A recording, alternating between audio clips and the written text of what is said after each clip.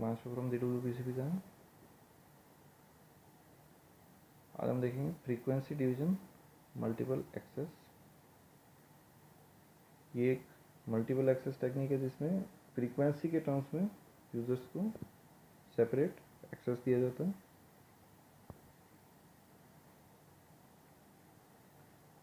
जैसा कि डायग्राम से हम देख सकते हैं कि ये जो अलग अलग यूज़र्स हैं उनको फ्रीक्वेंसी के टर्म्स में अलग अलग फ्रीक्वेंसी अलॉट की गई और सारे यूज़र्स एक ही टाइम पे ट्रांसमिट कर सकते हैं।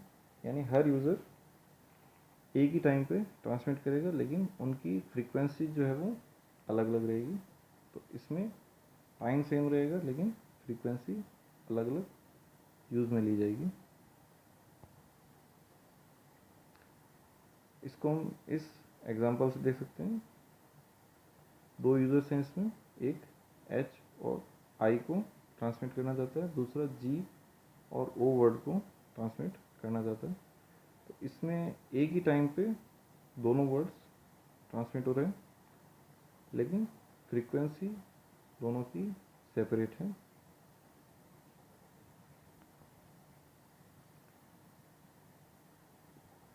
ये डायग्राम अलग अलग यूज़र्स को अलग अलग कलर्स के फॉर्म में रिप्रेजेंट कर रहा है। तो जैसा कि हम देख सकते हैं कि हर यूज़र को एक अलग कलर से रिप्रेजेंट किया गया है जो कि उसकी फ्रीक्वेंसी को रिप्रेजेंट करता है। तो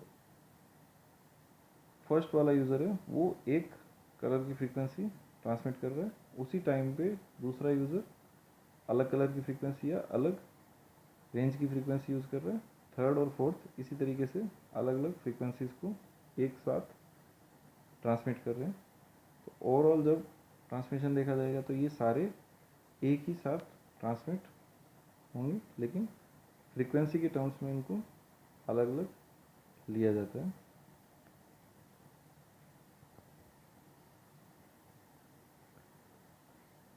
इसमें हर यूज़र को एक यूनिक फ्रीक्वेंसी बैंड अलॉट कर दिया जाता है। ये चैनल ऑन डिमांड असाइन होते हैं, यानी प्री अलॉटेड चैनल वर्तमान में यूज़ नहीं लिए जाते हैं। जब भी किसी यूज़र को रिक्वायरमेंट होती है तो वो डिमांड एक्वायर करता है और उसी टाइम इसको वो चैनल अलॉट कर दिया जाता है। डुप्लेक्सिंग के अंदर दो फ्रीक्वेंसी यूज़ आएंगी। अगर डुप्लेक्सिंग चैनल यूज़ में ले रहे हैं तो फॉरवर्ड और रिवर्स दो अलग अलग चैनल पे अलग अलग फ्रीक्वेंसीज को असाइन किया जाएगा।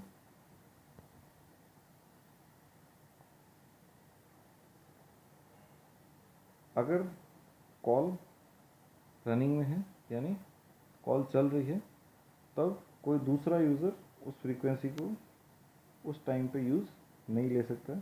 यानी एक बार कोई फ्रीक्वेंसी किसी एक यूज़र को अलॉट हो जाती है तो वो उसको यूज़ करता रहेगा, कोई दूसरा यूज़र उस फ्रीक्वेंसी को एक्सेस नहीं कर पाएगा। जब वो कॉल कंप्लीट हो जाएगी, यानी वो यूज़र आइडल हो जाएगा, तब उस फ्रीक्वेंसी को रिमूव करके किसी दूसरे यूज़र को हम असाइन कर सकते हैं।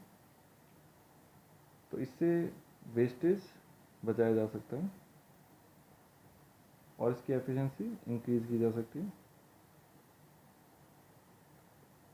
FDMA के अंदर इसकी जो फ्रीक्वेंसी ली जाती है वो लगभग 30 किलोहर्ट्ज़ की ली जाती है, क्योंकि इस पर एक बार में केवल एक ही कॉल जनरेट की जा सकती है। तो इसमें केवल एक कॉल सफिशेंट हो सके इतनी ही फ्रीक्वेंसी इस पर अलॉट की जाती है। सेकेंड है इसका जो इंटर सिंबल इंटरफेरेंस है वो कम होता है। एक और एडवांटेज इसमें हम यूज़ करते हैं कि FDMA है वो TDMA से काफ़ी ज़्यादा सिंपल होता है, क्योंकि इसमें सिंक्रोनाइजेशन रिक्वायर्ड नहीं होता है। TDMA में सिंक्रोनाइजेशन और टाइमिंग का काफ़ी क्रिटिकल ध्यान में रखना पड़ता है, लेकिन इसमें सारे जो यूज़र्स है वो एक ही साथ ट्रांसमिट करते हैं, तो इसमें सिंक्रोनाइजेशन की हमें रिक्वायरमेंट नहीं होती है। तो इसको डिजिटल में भी कन्वर्ट नहीं करते हैं और साथ में सिंक्रोनाइजेशन भी इसमें नहीं होता है। तो ये TDMA से काफ़ी सिंपल होता है।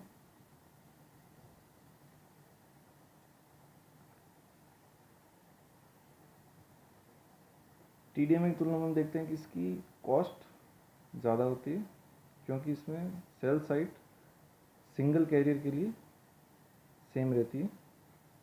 दूसरा, इसमें जो बैंड पास फिल्टर्स जो दूसरे चैनल्स का इंटरफेरेंस रिमूव करने के लिए यूज़ में लेते हैं, वो काफ़ी कॉस्टली होते हैं। डुप्लेक्सर का जो यूज़ होता है ट्रांसमिट और रिसीवर में, वो भी इसकी कॉस्ट को इंक्रीज़ करता है। अब देखते हैं कि इसकी बैंडविड्थ क्या होती है। इस सिस्टम में नंबर ऑफ यूज़र्स अगर हमें कैलकुलेट करना हो तो हम इस फॉर्मूले से कैलकुलेट कर सकते हैं, जो कि है BT यानी total bandwidth minus 2BG divided by BC। BG यहाँ गार्ड बैंड है, यानी दो अलग अलग चैनल्स के बीच के फ्रीक्वेंसीज में कुछ गैप रखा जाता है ताकि फ़िल्टर को कुछ मार्जिन दिया जा सके कि वो ओवरलैप ना करें, और एक चैनल की बैंडविड्थ को BC से रिप्रेजेंट किया जा सकता है। इस फॉर्मूले से हम नंबर ऑफ यूज़र्स को कैलकुलेट कर सकते हैं। इसी का हम एग्जांपल लेते हैं। फॉर एग्जांपल US में हर सेलुलर कैरियर जो अलॉट होता है वो 416 चैनल्स का होता है। उसमें टोटल बैंडविड्थ जो होती है अलॉटेड वो 12.5 मेगाहर्ट्ज़ की अलॉटेड होती है। जो गार्ड बैंड होता है वो 10 किलोहर्ट्ज़ का होता है, और जो कैरियर की बैंडविड्थ होती है वो 30 किलोहर्ट्ज़ की होती है। तो इसको हम इस फॉर्मूले में अप्लाई करते हैं तो टोटल 416 चैनल्स हमें प्राप्त होते हैं। इस तरीके से हम नंबर ऑफ चैनल्स की कैलकुलेशन कर सकते हैं। ये था FDMA के बारे में। Thank you.